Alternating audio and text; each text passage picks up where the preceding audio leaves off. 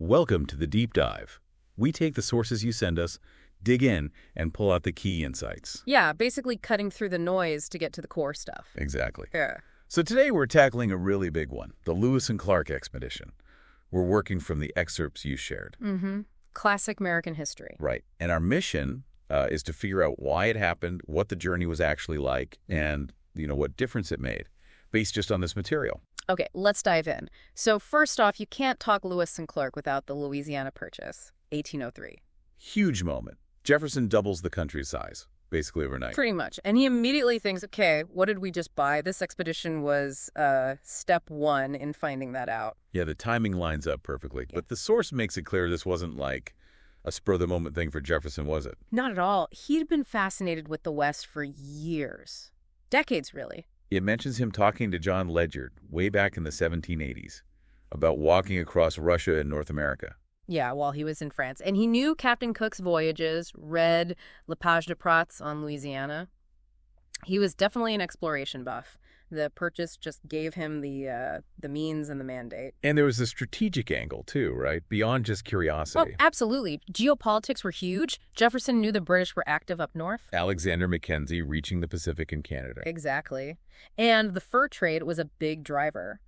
Jefferson saw the Columbia River basin as vital, and he wanted an American presence, an American claim, before the British locked it down. So let's see what's out there, and more, let's claim what's out there. Well, a bit of both, but the claiming part was definitely key. It was about power projection. Okay, so the source lays out his goals pretty clearly then. It does. Number one, find a practical water route to the Pacific for commerce, not through the Spanish Southwest, but up the Missouri. Right, the dream of easy trade with Asia. Mm-hmm. And second, establish U.S. sovereignty over the native lands. Make it clear this was American territory now. And third, figure out what resources were actually in the Louisiana Purchase. Yeah.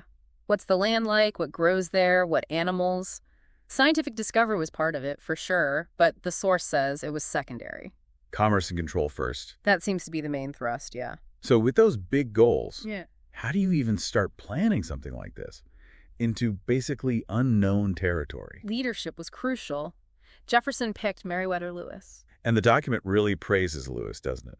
Jefferson had a lot of faith in him. Totally. His skills were diverse botany, natural history, frontier life, knew something about native cultures. Jefferson thought he was the man for the job. And Lewis brought in William Clark. Right, his old army buddy. That partnership became legendary. But Lewis didn't just, pack a bag. There was serious prep involved. Oh, yeah. Intensive study in Philadelphia. He basically got a crash course from the country's top experts. Like Benjamin Rush for medicine. Yep. And Andrew Ellicott for navigation, astronomy, Barton for botany, Patterson for calculating latitude and longitude, Wistar for fossils. Wow. So they really tried to cover all the scientific bases. They did. Jefferson even gave Lewis access to his library at Monticello. It shows they were serious about the data gathering, even if it wasn't goal number one. And the supplies. That list is something else. 193 pounds of portable soup. Ah, yeah, sounds interesting. Gives you a real sense of the scale, though. And 130 rolls of pigtail tobacco. 30 gallons of strong spirit of wine. Well, necessities. But also, importantly, gifts for Native Americans. That was crucial for diplomacy. Right, medical supplies, mosquito nets, oilskin bags. They tried to think of everything. And don't forget seamen. Lewis's dog. Ah! The Newfoundland, he went the whole way, didn't he? Hunter, guard dog. Yep, a vital member of the team, apparently. It also mentions the funding was initially secret. Just $2,324 from Congress. Seems tiny now, doesn't it? Considering that they achieved. Yeah, talk about return on investment. And they had special medals made. Indian peace medals. Mm-hmm. Symbols of peace and American authority, plus advanced weapons. Like the Girandoni air rifle. Multiple shots without reloading. Yeah, that would have been pretty impressive tech for the time. A bit of a show of force, maybe. And there's that interesting bit about Moncada Pay, a supposed earlier traveler. Right. Jefferson had an account of his journey. It's possible his story made Lewis and Clark think crossing the Rockies might be, well, easier than it turned out to be. Maybe suggested a simple portage. Underestimating the Rockies. Whoops. A bit, yeah. Even the best prep couldn't account for everything. Okay, so planning done, supplies loaded, they set off. May 14th, 1804, Camp du Bois. That's the official start. Clark went first with the keelboat and crew up the Missouri. Lewis joined him in St. Charles a few days later. And the whole group, the core of Discovery, was about, 45 people? Around that, yeah. Soldiers, volunteers, and York. Clark's enslaved man. His contributions were significant, though often, erased from the popular story. Definitely. And sadly, they had a loss early on. Sergeant Charles Floyd. Yeah, August 1804, near modern Sioux City. Appendicitis, probably. The only death on the whole trip, which is kind of incredible. It really is. Shows good leadership, good planning, probably some good luck, too. They named a river after him. A nice tribute.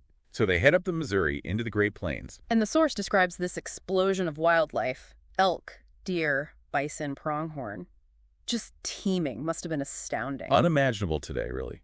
And this is where they start encountering the native nations. Over 24 different groups, the document says, and their interactions were absolutely critical. For survival, right. They needed help. Totally. Knowledge of the land, food sources, navigation. They relied heavily on indigenous people, but it wasn't always smooth sailing. Ah, yeah, the confrontation with the Lakota Sioux. That sounds tense. Very. The Lakota were powerful players on the Missouri, controlling trade. They expected tribute, gifts. And Lewis and Clark weren't necessarily prepared for that specific demand. It seems like it led to a standoff, came close to violence, apparently. Clark's journals sound pretty alarmed. So how did they defuse it? Gifts, eventually. Diplomacy. The text mentions Chief Black Buffalo helping out, convincing them to give more tobacco. Maybe some of that strong spirit of wine helped, too. Possibly. So gifts and negotiation were key. And maybe showing off the air rifle now and then. After that, they pushed on and set up winter camp. Fort Mandan, North Dakota. Winter 1804-1805. And that's where she enters the story. Right. Toussaint Charbonneau, a French-Canadian trader, and his Shoshone wife, Sacagawea. Who becomes this iconic figure. The source says she was important as an interpreter. Yes, hugely important. And her presence, as a woman with a baby, she actually gave birth to her son, Jean-Baptiste, there at Fort Mandan. Probably signaled peaceful intentions to some tribes. Made them seem less like a war party. Exactly. But the source is careful to say she wasn't really the guide in the way people sometimes imagine. Ah, right. That's a common misconception. Yeah. She recognized some landmarks later on, which was helpful, but her main role was linguistic and diplomatic. And she endured a lot difficult childbirth, serious illness later. She was tough. Okay, so after wintering with the Mandan and Hidatsa, they head west again. Following the Missouri to its headwaters, then the big moment, crossing the Continental Divide. Lemhi Pass, that must have felt huge. Absolutely. But then came the really hard part, the Bitterroot Mountains. Oh, yeah. Lolo Pass. Sounds brutal. Extremely difficult terrain, starvation, exhaustion. Then finally, down the Clearwater, the Snake, and the Columbia Rivers. They used some earlier maps for the Lower Columbia, didn't they, from guys like Broughton? Yeah, so the final stretch wasn't totally blind. And then, November 1805. The Pacific Ocean. They made it. Must have been incredible relief, but winter was setting in, and it was harsh. Dismal niche. Doesn't sound fun. No. Yeah. They eventually built Fort Clatsop to spend the winter. It mentions a vote on where to build it. Yeah, and significantly, Sacagawea and York both got a vote. Pretty remarkable for the time. Very progressive in that sense. Lewis spent that winter writing a lot, especially about plants. Always the naturalist. Yeah. And they were hoping to maybe see ships for traders. They were. They even missed a Russian expedition under Rezanov. Imagine that meeting. Wow, history almost colliding there. Okay, so the return journey. They start back in March 1806. Yep, heading east. Had that funny incident where Seaman the dog was stolen and they had to chase the thieves down. Glad they got him back. But then things got more serious. They split up. Yeah, Lewis took one group, Clark another, to explore more territory. Lewis's group had that clash with some Blackfeet warriors. Resulting in deaths on both sides, right? Yeah. The only violent deaths of the trip involving the Corps, I think. Correct. A really dangerous encounter. And Clark had trouble too, lost horses to the Crow. And then the craziest accident, Lewis gets shot. By his own man, Pierre Cruzat.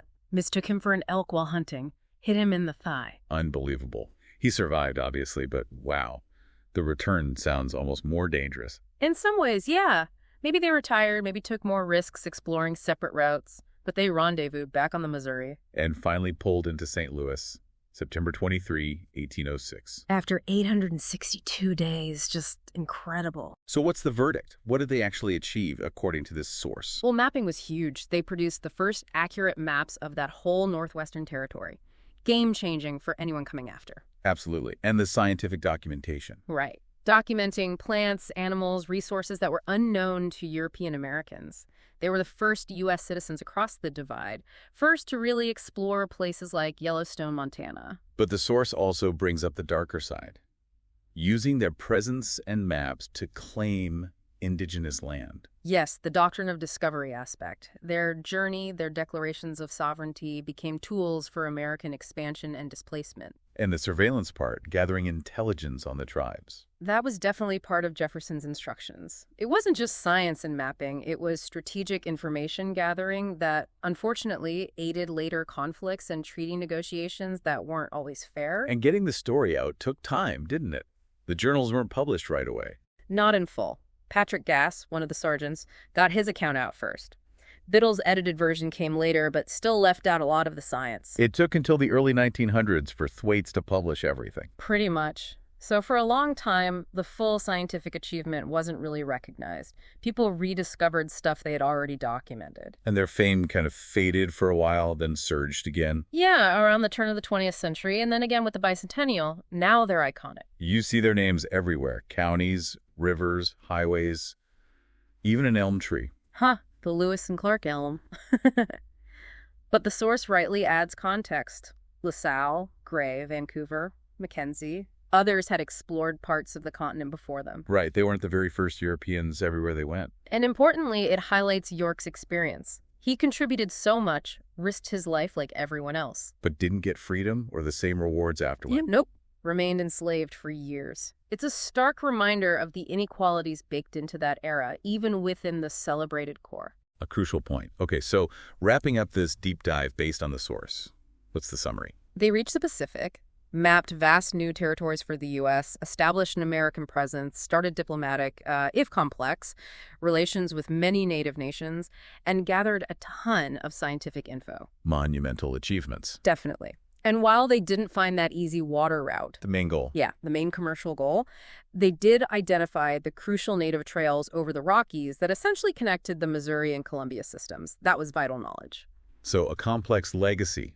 Exploration, science, diplomacy, but also paving the way for expansion and conquest. Exactly. Yeah. Driven by Jefferson's vision, Lewis and Clark's leadership, and the resilience of the entire Corps, including Sacagawea and York. So as you think about this journey, think about those challenges, the mix of motivations, and how it all echoes today. What part of this epic story sticks with you the most? What questions does it raise for you about America's westward story? Lots to chew on there. Thanks for joining us for this deep dive.